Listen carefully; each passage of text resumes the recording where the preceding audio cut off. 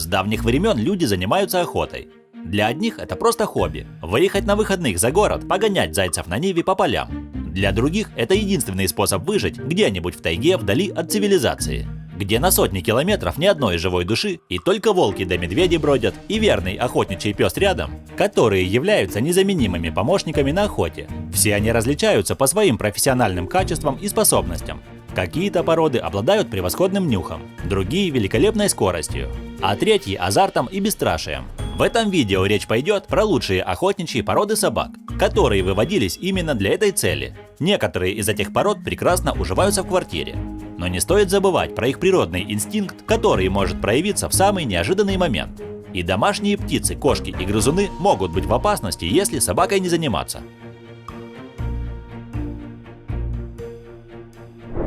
Джек Рассел Терьер – одна из таких пород. Порода выводилась как норная для того, чтобы выманить из норы лису или барсука. И справиться с этим лучше обученного Рассела вряд ли кому-то из других охотничьих пород удастся.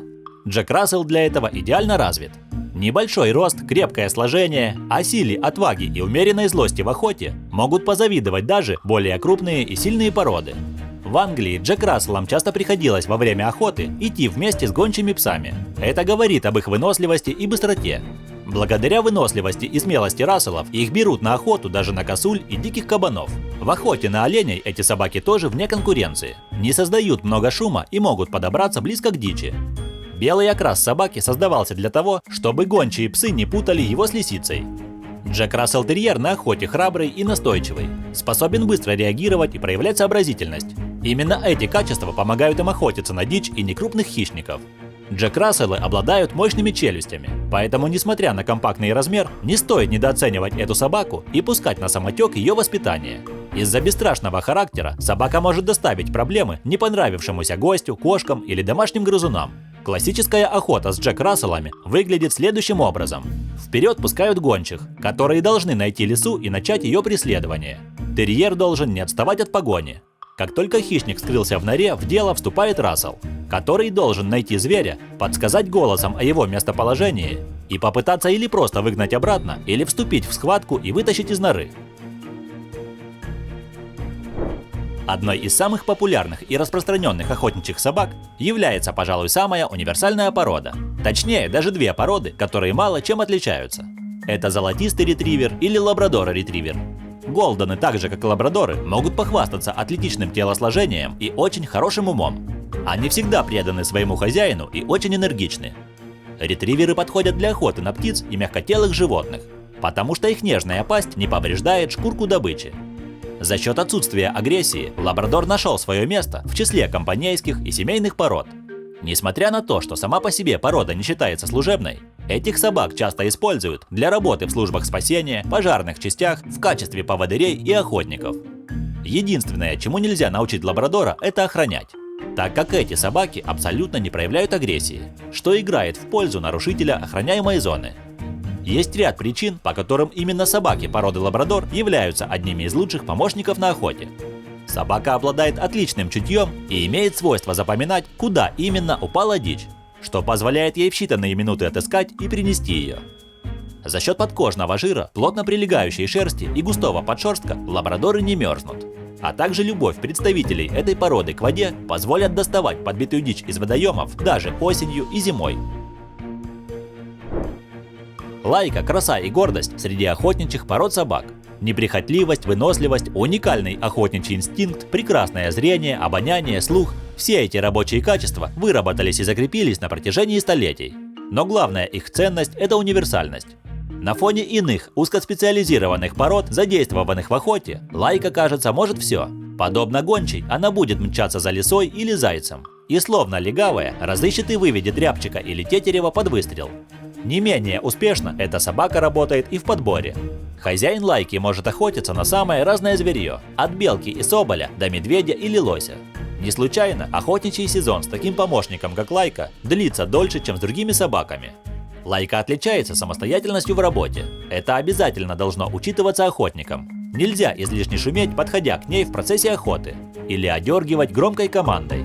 Она прекрасно знает свое дело и строит свои отношения с охотником на обоюдном доверии. Но это будет уже следствием кропотливого труда.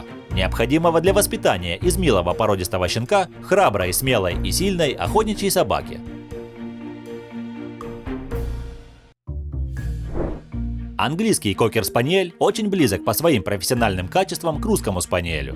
Правда, имеет более компактные размеры и более длинную шерсть. Кстати, на различных выставках спаниелей увидеть можно именно англичанина, так как русский спаниель, выведенный из спаниелей, собранных по всему миру, не признан Международной кинологической ассоциацией и участвовать в соревнованиях не может. Как и русского спаниеля, многие охотники называют английского спаниеля водоплавающей собакой, которая достает и приносит хозяину уток из воды. Но это лишь одно из ее качеств. Благодаря умению кокеров подавать дичь, находить птицу, поднимать ее под выстрел, охота становится очень увлекательной. Скучные стояния на утиных перелетах, долгие походы по лесам и болотам кокер-спаниель превращает в интересную и очень азартную охоту. Английский кокер-спаниель считается подружейной породой. Такое название произошло от того, что спаниель на охоте передвигается впереди своего хозяина, то есть под ружьем, а добычу поднимает под выстрел. Плюс спаниеля – это его универсальность, он годится для охоты на любую птицу. А минусом является небольшая площадь поиска этой дичи, что уменьшает вероятность встречи с ней. Спаниель всегда где-то рядом и не уходит далеко от хозяина. Но азарт и смышленность, которую спаниель проявляет на охоте, перечеркивают все минусы. Спаниели очень быстро учатся и запоминают повадки разной дичи, превосходя и предугадывая ее поведение в разных ситуациях. Бассет-хаунд – низкорослый длинный пес, смотрится очень неуклюже. Кажется, что такой уволень не может быть охотником, а его место на подушке у камина. Но стоит псу оказаться в лесу, как сомнения развеиваются. Короткие лапки позволяют бассетам пробираться в самые густые заросли, а длинные уши подхватывают и направляют запахи к носу. Основная специализация бассет-хаундов – это зайцы, барсуки и лисы. Свое тяжелое, мощное и достаточно растянутое в длину тело бассет-хаунд носит на коротких, толстых, немного кривоватых ножках. Кожи ему явно много, и этот избыток собирается в гармошку у шеи, на голове и на конечностях. В Англии, где бассеты считаются национальным достоянием, бытует шутка, что собака эта напоминает пожилого господина, который забыл застегнуть брюки и сейчас ему очень неудобно. В бассет-хаундах все обманчиво. Именно в этих собаках наблюдается полное несоответствие внешнего вида. Глядя на бассет-хаунда, кажется, что он и ходит-то еле-еле, какая ему охота. Но на самом деле это очень ловкая, выносливая и достаточно быстрая собака. И как только дело касается охоты, в азарте и темпераменте ему равных нет. Отлично переносит морозы, и нет никакой необходимости надевать на него жилетки и шапочки. Хотя это и очень смешно смотрится. Если хочется повеселить зайцев, то можно. Характер у этих собак достаточно сложный, хотя и интересный. Они очень умные, изобретательные, хитрые и, как часто говорят, сами себе на уме. И это вовсе не минус. Они умеют анализировать ситуацию и принимать самостоятельно решения, что в условиях охоты порой необходимо, ведь часто предугадать развитие событий очень сложно.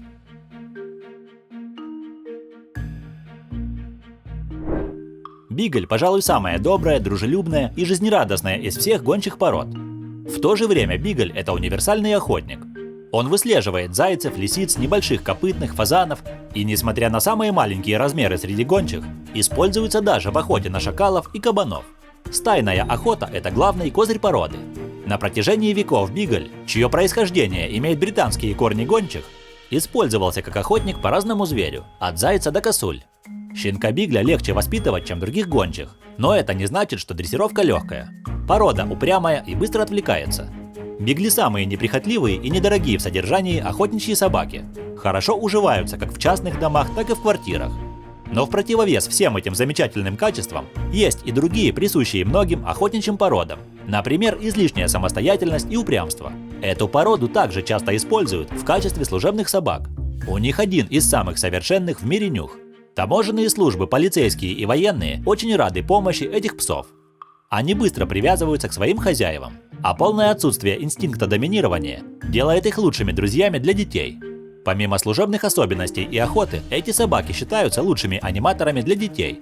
Они очень любят находиться в обществе детей и могут играть с ними в течение многих часов, бегать и прыгать без остановки. Часто бигли выбирают ребенка в качестве главы семьи, потому что с детьми гораздо интереснее играть, чем со взрослыми. Ирландский сеттер – это огненно-коричневый пес. Быстро вспыхивает на работе. Он с азартом разыскивает тетеревов, куропаток, перепелов, уток и прочую дичь. Но есть одно «но». Этот пес очень нетерпелив. Ему нужен драйв, как только охотник добрался до места. Монотонные, безрезультатные поиски дичи выматывают собаку. Поэтому с ирландским сеттером лучше идти туда, где гарантированно будет птица. А для размеренных долгих поисков лучше подойдет английский, а не ирландский сеттер. Ирландский сеттер сложен в дрессировке. Ему трудно сфокусироваться. Он может хитрить и давить на жалость, лишь бы избежать занятий. Зато раз усвоенный навык помнит всегда. За ним не просто ухаживать, шерсть требует регулярного ухода. В противном случае сбивается в колтуны, путается и повисает клочьями. Из-за азарта в характере охотничий инстинкт развит даже чрезмерно. Поэтому щенка с первых дней надо приучать к послушанию, чтобы на поле он слышал и охотника, а не только свои инстинкты.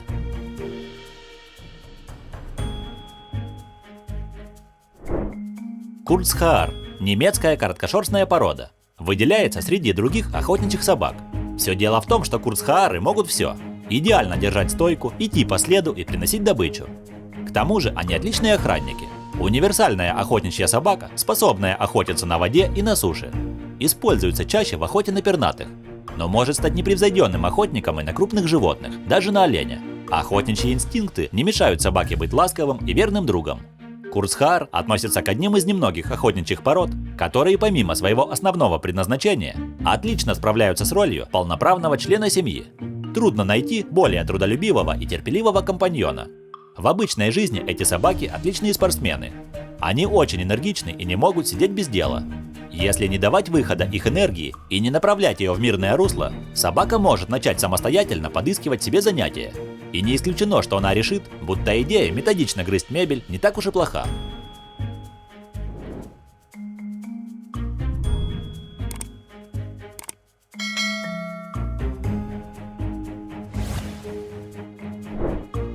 Ягдтерьер.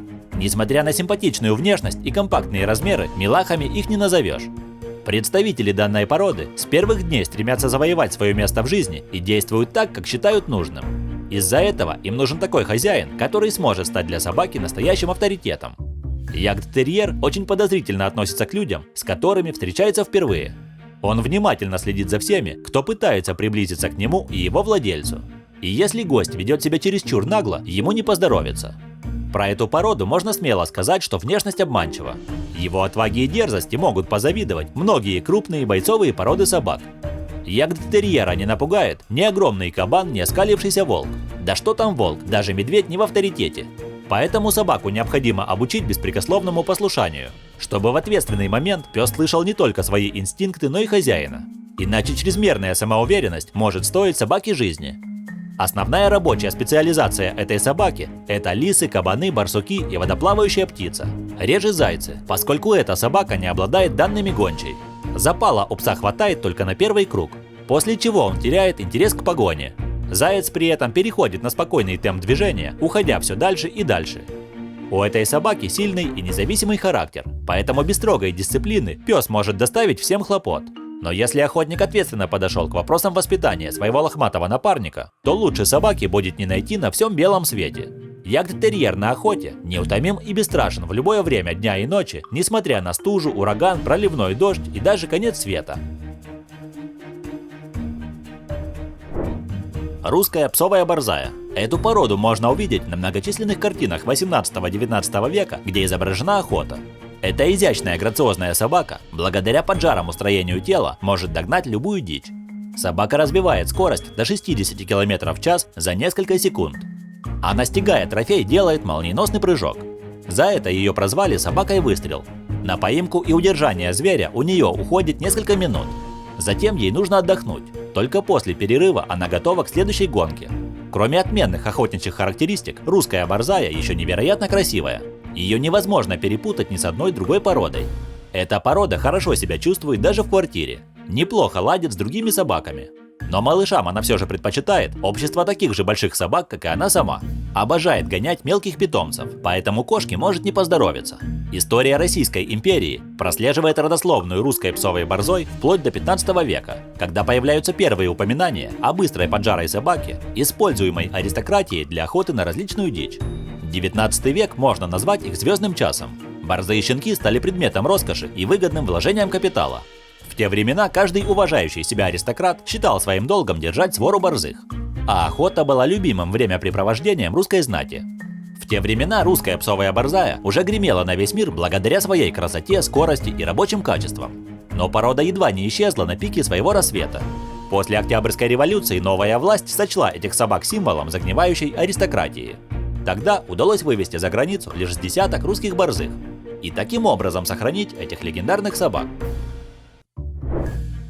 Фокстерьер. Порода эта выведена в Англии для добывания из нор лисиц, травли крыс и других мелких зверьков. Телосложение и темперамент фокстерьеров прекрасно приспособлены для травли зверей в норах. Небольшой рост и короткое тело позволяют собаке быстро передвигаться и поворачиваться в узкой норе. Мощные зубы фокстерьера, равные по величине зубам довольно крупной собаки, облегчают сохранение крепкой хватки на продолжительное время. Небольшие глубоко посаженные глаза фокстерьера редко подвергаются поражению и засорению в норе. Фокстерьеры очень любят воду, и поэтому легко поддаются тренировке по плаванию и аппортированию дичи из воды, благодаря чему породу можно смело назвать универсальной. Фокстерьеры – сильные личности, способные с легкостью взять верх над мягкосердечным хозяином, поэтому с ними надо проявлять характер и держать их под контролем. Эти собаки нуждаются в дрессировке и социализации, иначе они могут стать неуправляемыми и агрессивными. К другим питомцам в доме относятся с недоверием.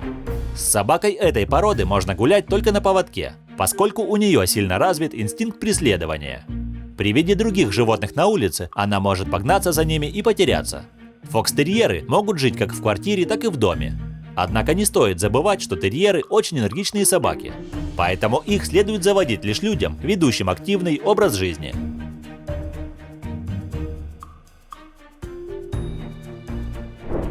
Русский охотничий спаниель. Почти каждый охотник желает заиметь себе такого верного партнера по охоте, как собака. И спаниель – это одна из лучших пород на эту роль. Прекрасно уживается в квартирных условиях и может стать любимчиком всей семьи. Его красота и игривый характер придется по вкусу детям. А прекрасные рабочие качества, верность и преданность пригодятся на охоте. Охота с русским спаниелем особая. Очень увлекательная, спортивная и результативная.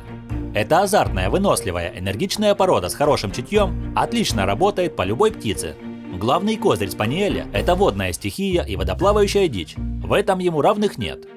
У этой породы наравне с рабочими качествами врожденная любовь к воде. Она их притягивает. Поэтому собака достанет дичь из воды в любой ситуации, даже из очень холодной воды.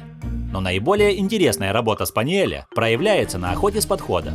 Преодолевая все труднопроходимые места, ветки и заросли, спаниель найдет и поднимет охотнику уток, а после удачного выстрела еще и принесет добычу. Спаниель не подает стойки, а сигнализирует охотнику о наличии дичи резким изменением хода и быстрым вилянием хвоста. Русский спаниель довольно крепкий пес и может достать из воды даже более весомый трофей, превышающий вес самой собаки, например, бобра. Несмотря на свои охотничьи качества, спаниель – это отличная семейная компанейская собака, которая отлично уживается с другими животными, не проявляет упрямства или агрессии, прекрасно чувствует себя в квартире, а оставшаяся энергия, не растраченная на прогулки, не выльется в разрушительную силу для всего вокруг. Спаниель всегда знает, что он и зачем делает. Поэтому застать воспитанного пса за глупым занятием, например, жеванием тапка, довольно редкое событие. Английский пойнтер – это аристократичная охотничья порода собак. Практически любой представитель этой породы, вне зависимости от половой принадлежности, очень нежен, ласков и контактен. Любит всех членов семьи, хотя и предпочитает того, кто будет с ним больше заниматься. С чужими слегка высокомерен. Разумеется, пойнтер не сторожевая собака, но в случае необходимости голос подаст. Хотя они известны как подружейные собаки, но на самом деле они использовались задолго до появления огнестрельного оружия. Пойнтеры появились как поддержка для свор борзых. Их острый нюх находил зверя, а свора борзых настигала его. Наиболее частой добычей на такой охоте были зайцы и кролики, но попадались и лисы. Со временем охотники поняли, что собак этих можно использовать и при охоте на птиц. Они находили залегшую птицу и указывали на нее, либо поднимали в воздух. Эти собаки гораздо лучше работают в теплую погоду. Это серьезно ограничило их распространение в северной части Англии и Шотландии. Несмотря на свою популярность у охотников, эта порода остается достаточно редкой. Пойнтер хорошо приспосабливается и к условиям городской жизни. Только обязательно нужны регулярные длительные прогулки. Ну а охоту можно заменить занятиями спортом. Дратхаар – порода охотничьих собак, которая была выведена в Германии в конце 19 века. Несмотря на то, что это универсальная охотничья порода, это еще и отличный сторож. Охотники во всем мире ценят породу за работоспособность и отличный характер. Кстати, в СССР дротхаары появились вскоре после войны и быстро обрели популярность. Сегодня дротхаар – это не только охотничья собака, но и отличный компаньон. Он подойдет активным людям, которые любят прогулки и спорт. По характеру он ближе к спаниелям. Мудрость и интеллект – это его сильные стороны. Он не будет необдуманно рисковать жизнью, как Джек Рассел или як-терьер. По своему характеру дротхаары спокойны и уравновешены. Представители породы добродушны и приветливы. Но это только к знакомым людям. А вот непрошенных гостей питомец не пустит за порог. Несмотря на миролюбивость и абсолютное отсутствие агрессии в характере, дротхаар будет до последнего защищать свою территорию. С другими питомцами в доме он уживается достаточно легко, но будет пытаться доминировать. Если кто-то из питомцев с этой иерархией не согласен, конфликт неизбежен. Дротхаар в первую очередь легавая, а значит основная его специальность – полевая пернатая дичь. То есть перепелка, куропатка и другая, которую он должен разыскать, указать на нее уверенной стойкой, спугнуть, а затем после выстрела подать в руки охотника. Также дротхаары отлично охотятся на водоплавающих птиц и зайцев.